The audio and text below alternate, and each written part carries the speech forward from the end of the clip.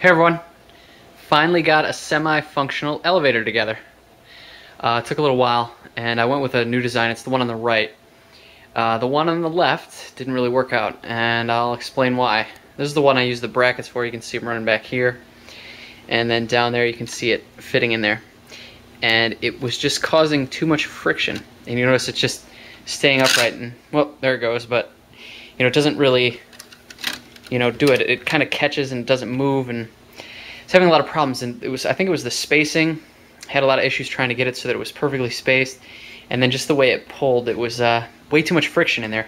Couldn't get it to move up and down how I wanted it to. So I started from the ground up with a new design, and I used these right in there instead. And it's just a piece like this.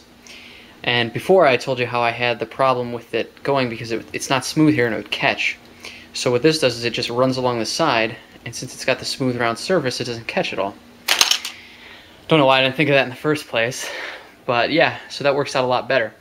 And then it just uses the wheels down here where the strings go through to reduce friction, and then has them anchored at the top on the engine and on the other side. And if you look down in there, it's got 4 on this part, so it doesn't go from side to side, and then there's 2 in the back. So it does wiggle, but it's way better than what it was. And when it's finally done, I hope to have the wiggling down to a very, very, very small amount.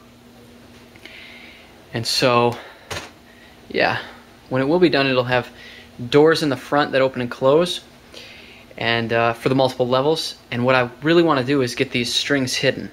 And that's why I initially went with the string around the base hooked on 2 spots to put the tension and pull it up together from both sides.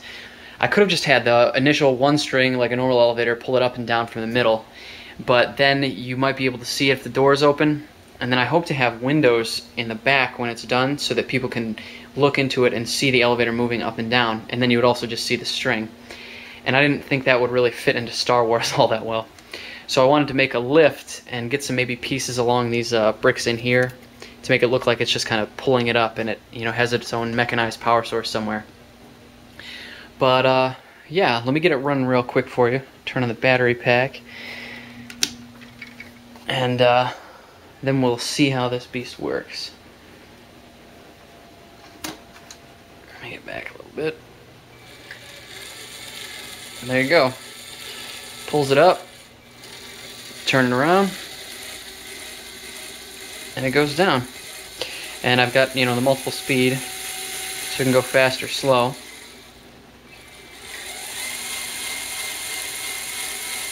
And if you notice, it kind of tilted it a little bit there, and that's what I really need to work on, is the getting it locked out more, something a little closer so that it doesn't wiggle as much. But that'll be in the future. How I did it so that it would actually pull down is inside there. Nah, you can't really see, but there's a whole bunch of batteries so that it had the weight to get it down. But I like the way it came out, and it will be the design I will use when I finally get this mock going.